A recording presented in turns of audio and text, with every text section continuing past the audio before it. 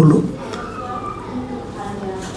হাসনাত আবদুল্লাহ, এনসিপির সংসদ সদস্য হাসনাত আবদুল্লাহ একটা প্রশ্ন করলেন শিক্ষা নিয়ে, এবং তিনি জানতে চাইলেন যে এই যে বিভিন্ন স্কুলে এখন লটারির মাধ্যমে ভর্তি করা হয়, এটা ঠিক না। উনি বলতে চাইলেন এবং বললেন এটা ভর্তি পরীক্ষার মাধ্যমে নেওয়া দরকার। তা না হলে যেটা হয় যে পরবর্তী সময়ে মানে ফিডার ইনস্টিটিউশন থেকে ভালো শিক্ষার্থী আসে না, এই যুক্তিটা উনি দিলেন এবং লটারির পদ্ধতি যেটা ছিল সেটাকে বাতিল করার কথা বললেন। জবাবে আমাদের শিক্ষামন্ত্রী মিস্টার এহসানুল হক মিলন, আমার খুব পছন্দের লোক, ওনার সঙ্গে আমার ব্যক্তিগতভাবে একটা সম্পর্ক আছে। এইভাবে উনি আমি যখন ইউনিভার্সিটিতে পড়তাম, যে হলে থাকতাম সেই হলে উনি নির্বাচিত ছাত্র সংসদের ভিপি ছিলেন, সে হিসেবে আমার সঙ্গে খুব ভালো সম্পর্ক। উনি খুব ত্বরিত মানে ব্যবস্থা নিতে অভ্যস্ত, আগেও দেখেছি এখনও দেখি। উনি সেখানে বললেন যে এটা নিয়ে আগে যেটা ছিল লটারি সিস্টেম সেটা আদৌ মানে ভালো কিনা উনি ভালো বলে উনি মনে করেন না, এবং কী করতে হবে আগামীতে এটার জন্য উনি বিভিন্ন স্টেক হোল্ডার যারা আছে, অভিভাবক যারা আছে, অভিভাবক এবং আরও যারা এর সঙ্গে সম্পর্কিত তাদের সঙ্গে বসবেন, বসে কথা বলবেন, তারপরে এটা নিয়ে সেমিনার সিম্পোজিয়াম করবেন, তারপরে মাননীয় সংসদ সদস্যদের সঙ্গে কথা বলবেন এবং তারপরে একটা জনমত সৃষ্টি করবেন, এবং জনমত সৃষ্টির মাধ্যমে আগামী শিক্ষাবর্ষে কিভাবে ছাত্র ভর্তি করতে হবে সে ব্যাপারে তার সরকার একটা সিদ্ধান্তে যাবেন। আমার কাছে এই কথাগুলো ভালো লেগেছে কারণ আমি সবসময় বলে থাকি একটা বড় যখন কোনো সিদ্ধান্ত নেবেন আপনি, এবং যে সিদ্ধান্তের সঙ্গে অনেক মানুষ জড়িত, অনেক লোকের ভবিষ্যৎ জড়িত, অনেক লোকের জীবন জড়িত, সেই সিদ্ধান্তগুলো কমন সেন্স দিয়ে নেওয়া উচিত না। আমি বহুবার বলেছি যে কমন সেন্সটা খুব জরুরি একটা বিষয়, বাট কমন সেন্স দিয়ে বড় কাজ করা যায় না। বড় কাজ করার জন্য দরকার এক্সপার্ট লোক, অভিজ্ঞ লোক, বিশেষজ্ঞ লোক। তো ওনার কথা আমার কালকে পর্যন্ত পছন্দ হলো। আজকেই দেখলাম উনি একটা প্রেস কনফারেন্স করেছেন এবং সেই প্রেস কনফারেন্স করে বলছেন যে আগামী বছর থেকে এই লটারি পদ্ধতির ভর্তি প্রক্রিয়া থাকবে না। আমি বিস্মিত হলাম একটু এই কারণে যে উনি যে চট করে না করে দিলেন এটা থাকবে না, তো সেটা উনি এর মধ্যে কার সঙ্গে কথা বললেন? উনি তো বললেন যে উনি স্টেক হোল্ডারদের সঙ্গে কথা বলবেন। উনি কোন অভিভাবকদের সঙ্গে কথা বললেন 24 ঘন্টার মধ্যে? উনি কোথায় সেমিনার সিম্পোজিয়াম করলেন? উনি কার সঙ্গে আলোচনা করলেন? যারা নাকি শিক্ষা বিষয়ে এক্সপার্ট তাদের নিয়ে বসেছিলেন, কবে বসলেন? যদি বসলেন তাহলে সেটা আপনি গতকালকে বললেন না কেন? তার মানে উনি আজ রাতে মানে গত রাতে ওখান থেকে বেরিয়ে এসে একা একা চিন্তা করেছেন, অথবা দু একজন বন্ধুবান্ধবের সঙ্গে কথা বলেছেন, অথবা যাদের সঙ্গে ওনার সম্পর্ক আছে তাদের সঙ্গে কথা বলেছেন, এবং তারপর কমন সেন্সের ভিত্তিতে আজকে ডিক্লেয়ার করে দিলেন যে কোনো লটারি পদ্ধতি আর থাকবে না আগামীতে, এবং ভর্তি পরীক্ষার মাধ্যমে হবে, প্রাইমারি স্কুল থেকে ভর্তি পরীক্ষার মাধ্যমে হবে। আমি এখানে কয়েকটা প্র্যাকটিক্যাল কোয়েশ্চেন করি আপনাকে, এবং আমি সবাইকে জন্য এটা বলছি। ধরেন ক্লাস 1-এর একটা ছাত্র,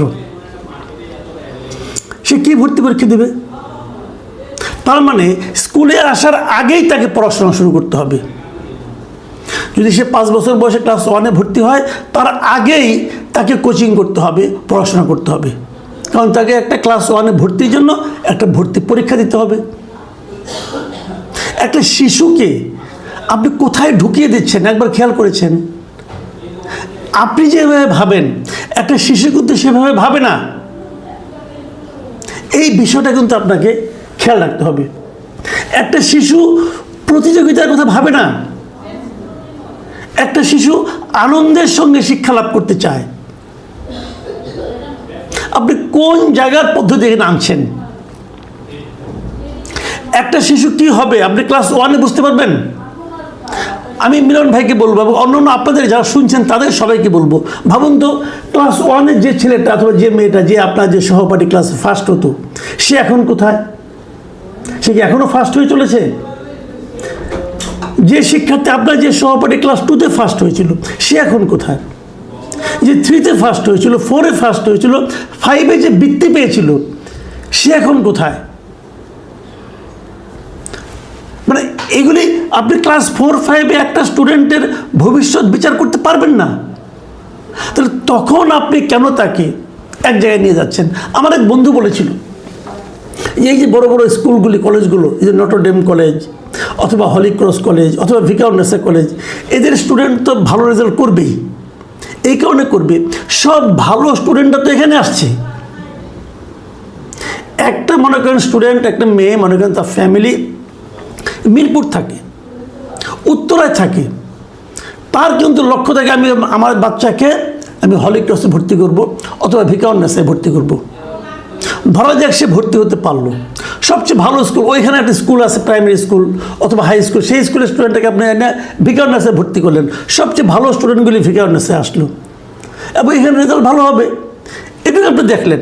কিন্তু আপনি পাশাপাশি এটা দেখলেন যে এখানকার সবাই ভালো করছে, এই কারণে যে সব ভালো করে স্টুডেন্ট এখানে এসেছে, কিন্তু এদের আসা যাওয়ার জন্য এই পরিবারটার মধ্যে যে কষ্টটা নেমে আসলো, যে ভোগান্তিটা আসলো, এই মেয়েটার জীবনে সকালে ঘুমের থেকে ওঠার পর যে প্রেশারটা শুরু হলো, স্কুলে যাওয়া, পৌঁছতে হবে, স্কুল থেকে বাসায় ফিরতে হবে, এটা কি ওর জীবনটাকে স্বাভাবিক রাখছে? পাশাপাশি অন্য অন্য স্কুলে যেখানে নাকি সমস্ত ভালো স্টুডেন্টগুলো একটা স্কুলে চলে আসলো, তাহলে ওই স্কুলগুলির কী হলো? ওই স্কুলে যারা স্টুডেন্ট আছে তারা তো সেই গুরুত্বটা পালো না। তাহলে সিস্টেমটা কি? দেখেন আপনার শরীরে, ধরেন আমি উদাহরণ দিয়ে বলি, আপনার শরীরের একটা অংশ হঠাৎ করে মোটা হয়ে গেল, ধরেন মাথাটাই অনেক বড় হয়ে গেল, হাত পাগুলি চিকন চিকন হয়ে গেল, এটা কিন্তু আপনার স্বাস্থ্যের লক্ষণ না, এটা আপনার অসুস্থতার লক্ষণ। সব ভালো স্টুডেন্টরা পড়লো হলি ক্রসে, এটা কিন্তু সারা দেশের শিক্ষা ব্যবস্থাকে ভালো বলে প্রমাণ করে না। যে দেশের সব স্কুলে সমান সুযোগ থাকবে সেটাই ভালো স্কুল, আর একটা স্কুলে ভালো স্টুডেন্ট থাকবে, খারাপ স্টুডেন্ট থাকবে, সবার মধ্যে একটা প্রতিযোগিতা হবে। সব ভালো ভালো এক জায়গায় রাখলে পরে কিন্তু আপনি একটা নির্দিষ্ট শ্রেণীর জন্য বৈষম্য করছেন, তাদেরকে জন্য একটা বাড়তি সুযোগ দিচ্ছেন। এই বাড়তি সুযোগটা কিন্তু সোসাইটিকে একটা সাম্য অবস্থায় নিয়ে আসে না। আমি বুঝতে পারি না, হাসনাত আব্দুল্লাহ উনি নিজে কোচিং টোচিং করান, তো তাই মনে করেন যে ভালো স্টুডেন্টগুলো এক জায়গায় আসলে বোধহয় ভালো হয়ে যায় না, সেটা ভালো হয় না। কোচিং সিস্টেমটাই তুলে দিতে হবে, এতে হাসনাত আব্দুল্লাহ সাহেবের ইনকাম কমে যাবে, কিন্তু এই সিস্টেমটা তুলে দিতে হবে। একটা ছেলে ক্লাস 1-এ ভর্তি হবে, তার আগে তাকে কোচিং করতে হবে কেন? একটা স্টুডেন্ট ক্লাস 10 পাস করলো, এসএসসি পাস করলো, ইন্টারমিডিয়েটে ভালো কলেজে যাওয়ার জন্য তাকে কোচিং করতে হবে কেন? ভর্তি পরীক্ষাটা প্রকারান্তরে কোচিং সিস্টেমটাকেই উৎসাহিত করে। আমি কোচিংয়ে যাবো কেন? ইন্টারমিডিয়েট পাস করেছে, এখন ইউনিভার্সিটিতে যাবে, তাকে কোচিংয়ে যেতে আপনি বাধ্য করছেন কেন? আপনি এমন সিস্টেম কেন তৈরি করছেন যার মাধ্যমে কোচিং সিস্টেমটাই উৎসাহিত হয়? এটা ঠিক না।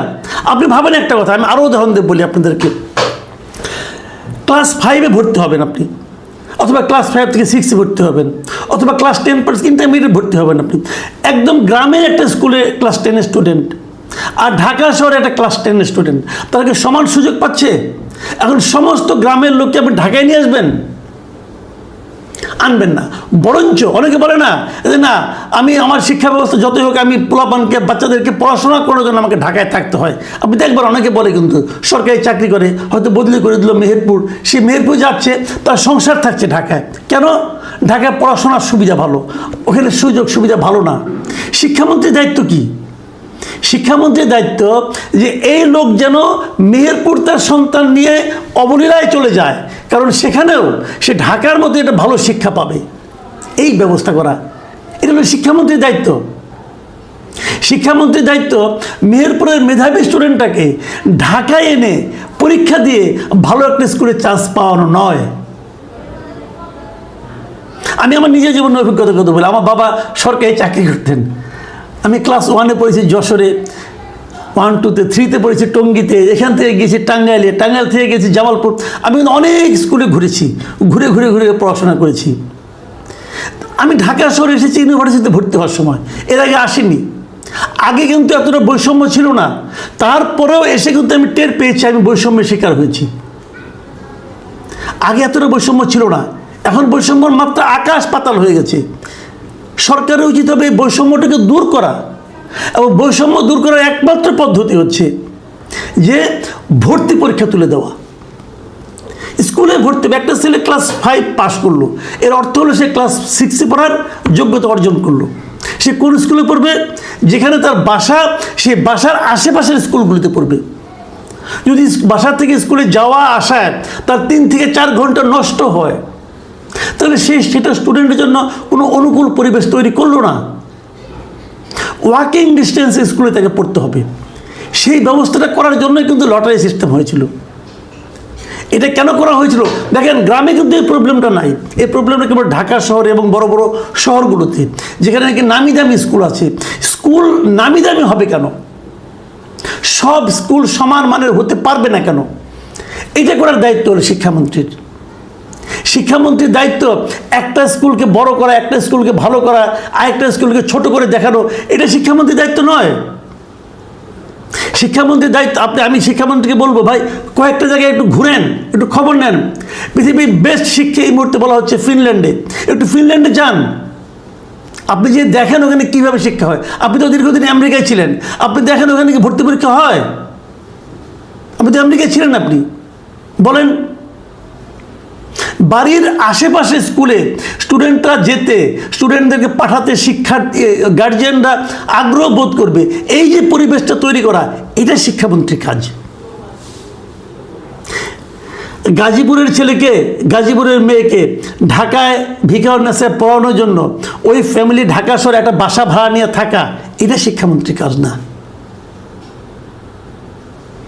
আমি খুবই হতাশ হয়েছি মিলন ভাই, আমি সরি টু সে, আমি আপনার উপর অনেক শ্রদ্ধা রেখে